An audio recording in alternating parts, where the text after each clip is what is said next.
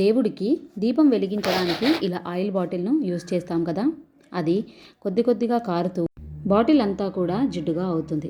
అయితే ఈ బాటిల్ను డైలీ తుడవడం చాలా కష్టం కదా. ఈ మధ్య మనకు షాప్స్లో ఇలాంటి క్లాత్ బ్యాగ్స్ అనేవి ఇస్తున్నారు. అవి లైట్ వెయిట్గా ఉంటాయి, పల్చగా మంచిగా ఉంటాయి అన్నమాట. వాటిని మనం వేస్ట్గా పడేయకుండా ఈ రకంగా యూజ్ చేయొచ్చు. అయితే మనం హ్యాండ్స్తో బాటిల్ పట్టుకుంటాం కదా, ఆ ప్లేస్లో ఈ క్లాత్ను మడుచుకొని దానికి ఫోల్డ్ చేసుకోవాలి. అది టైట్గా ఉండడం కోసము పడిపోకుండా వాటికి రబ్బర్ బ్యాండ్స్ పైన ఒకటి కింద ఒకటి వేసుకున్నట్లయితే గనక అది పట్టుకోవడానికి ఈజీగా ఉంటుంది.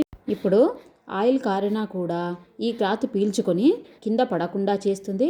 అలాగే ఎక్కువగా ఆయిల్ పడి జిడ్డుగా అయినట్లయితే మనం క్లాత్ను చేంజ్ చేసుకుంటే సరిపోతుంది. రెండో టిప్ అండి, ఇది అందరికీ కూడా చాలా యూస్ఫుల్. అలాగే ఇంట్లో మంచి స్మెల్ వస్తుందన్నమాట ఇలా చేస్తే. మనం కర్పూరం వెలిగిస్తాం కదా, దానికి ఇక్కడ చూడండి ఒక ప్రమిదను తీసుకొని అందులో కొద్దిగా సోంపు వేశాను. అలాగే ఒక ఇలాచీ కూడా వేసుకున్నాను. తర్వాత 2 కర్పూరం బిళ్ళలు వేసుకొని మనం వెలిగించినట్లయితే గనక దేవుడి గదితో పాటు ఇల్లంతా కూడా మంచి వాసన వస్తుందండి. ఇలా చేయడం వల్ల మన ఇంట్లో ఎప్పుడూ కూడా మంచి పాజిటివ్ వైబ్రేషన్స్ అనేవి ఉంటాయి. మూడవ టిప్ అండి, మనం దేవుడికి అక్షింతలు వేయడం కోసము బియ్యంలో పసుపు కలిపేసి అలాగే అక్షింతలను వాడతాం కదా, అలా కాకుండా మీరు ఈసారి ఇలా ట్రై చేయండి. బియ్యంలో మనం కొద్దిగా ఆవు నెయ్యిని వేసుకోవాలి. తర్వాత ఒక 1/2 స్పూన్ పసుపు వేసుకొని చక్కగా అక్షింతలన్నీ కూడా మనకు తెల్లగా కనిపించకుండా మంచి ఎల్లో కలర్లోకి వచ్చేటట్టుగా కలుపుకోవాలి.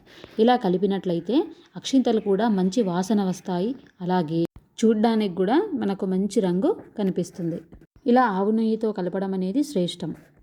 4వ టిప్ అండి, కొన్ని ప్రమిదలు వాడిన కొద్ది రోజులకే దాంట్లో నుంచి ఆయిల్ అనేది లీక్ అవుతుంది. అయితే ఆయిల్ అలా లీక్ కాకుండా మనం ఇక్కడ వీడియోలో చూపిస్తున్నట్లుగా ఒక నెయిల్ పాలిష్ ఏదైనా సరే తీసుకొని ఆ ప్రమిదకు మధ్యలో ఈ విధంగా అప్లై చేసి మనం డ్రై అయిన తర్వాత దీన్ని ఉపయోగించుకోవచ్చు. ఇప్పుడు ఆయిల్ అస్సలు లీక్ కాదండి. ఈ టిప్ అనేది మనకు చాలా బాగా యూజ్ అవుతుంది. ప్రతి ఒక్కరికి ఒక చిన్న విన్నపం అండి, నా వీడియోస్ని అందరూ చూస్తున్నారు, లైక్ చేస్తున్నారు, కానీ సబ్స్క్రైబ్ మాత్రం చేసుకోవట్లేదు. ప్లీజ్ తప్పకుండా ఛానల్ని సబ్స్క్రైబ్ చేసుకోండి. ఇలాంటి మంచి మంచి వీడియోస్ని ప్రతిరోజు కూడా నేను పోస్ట్ చేస్తూ ఉంటాను. ఒక్కొక్కసారి మనం దీపం వెలిగించినప్పుడు వత్తి అనేది తొందరగా వెలగదు.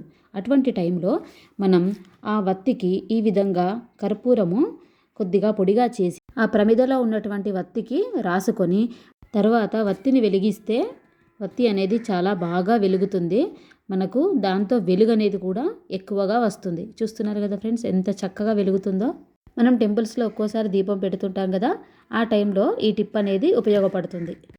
6వ టిప్ అండి, మనం కుంకుమ అలాగే పసుపు అలాంటివి ఎక్కువ మొత్తంలో ఒక్కోసారి ఇంట్లో పూజల టైంలో తెచ్చుకుంటాం కదా, అవి త్వరగా పురుగు పట్టకుండా ఉండాలంటే అందులో వీడియోలో చూపిస్తున్నట్లుగా 2 కర్పూరం బిళ్ళలు వేసి మధ్యలోకి వాటిని ఒత్తుకున్నట్లయితే కనుక అవి ఎప్పుడూ కూడా పురుగు పట్టకుండా ఫ్రెష్గా ఉంటుంది.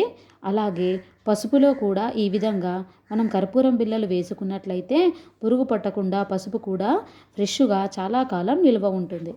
మన పూజ గదిలో ఇత్తడి అలాగే వెండి పూజా సామాగ్రిని మనం వాడుతూ ఉంటాం కదా, దాన్నంతా కూడా మనం విభూతిని ఉపయోగిస్తాం కదా, దానితో గనక మనం రుద్దినట్లయితే ఇత్తడి పాత్రలైనా అలాగే వెండి పాత్రలైనా సరే చాలా షైనీగా మెరుస్తాయండి.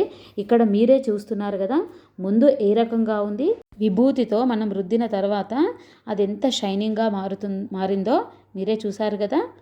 ఈ టిప్ అనేది మనకు చాలా బాగా యూస్ఫుల్ అవుతుందండి.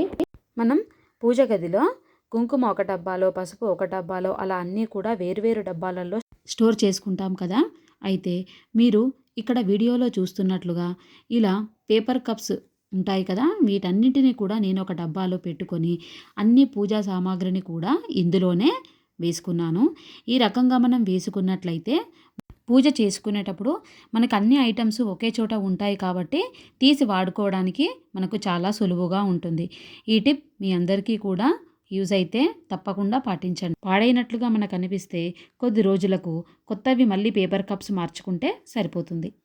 మరో టిప్ అండి, మనం అగరబత్తులను తెచ్చిన వెంటనే ప్యాక్ ఓపెన్ చేసి యూస్ చేస్తూ ఉంటాం కదా, మళ్ళీ ఆ ప్యాకింగ్ అనేది మనం అలాగే పెట్టేస్తాం. ఎందుకంటే అది కవర్ కదా, మళ్ళీ ఫోల్డ్ చేయడానికి ఉండదు కాబట్టి మనం ఈ రకంగా ఫోల్డ్ చేసుకొని దానికి ఒక రబ్బర్ బ్యాండ్ని కనుక పెట్టుకుంటూ డైలీ యూస్ చేసుకున్నట్లయితే ఆ స్మెల్ అనేది పోకుండా ఎప్పటిలాగే దాని స్మెల్ అనేది పోకుండా చక్కగా ఉంటుంది.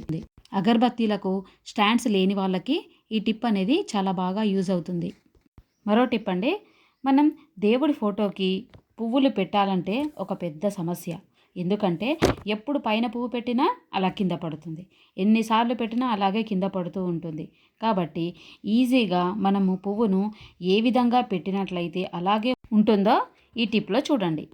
మన ఇంట్లో పెన్నులవి క్యాప్స్, అలాగే స్కెచెస్వి క్యాప్స్ మన దగ్గర చాలా ఉంటాయి. కానీ వాటిని ఇలా ఉపయోగించుకున్నట్లయితే మనం ఈజీగా పువ్వును పెట్టుకోవచ్చు. ఇక్కడ చూస్తున్నారు కదా, ఫోటోకి బ్యాక్ సైడ్ నేను ఈ క్యాప్ పెట్టుకొని దానికి సెల్లో టేప్తో కానీ లేదంటే డబుల్ ప్లాస్టర్తో కానీ ఈ రకంగా అతికించుకోవాలి. అలా స్టిఫ్గా అతికించుకున్న తర్వాత దానికి ఈ రకంగా మనము పువ్వును పెట్టుకున్నట్లయితే ఫోటో అనేది చూడ్డానికి చాలా బాగుంటుంది. ఈ విధంగా మనం రోజు కూడా పువ్వులను మారుస్తూ ఉంటాం కాబట్టి పెట్టుకోవడానికి మనకు చాలా ఈజీగా ఉంటుంది. ఈ టిప్ గనక మీకు నచ్చినట్లయితే నాకు కామెంట్ సెక్షన్లో తెలియజేయండి.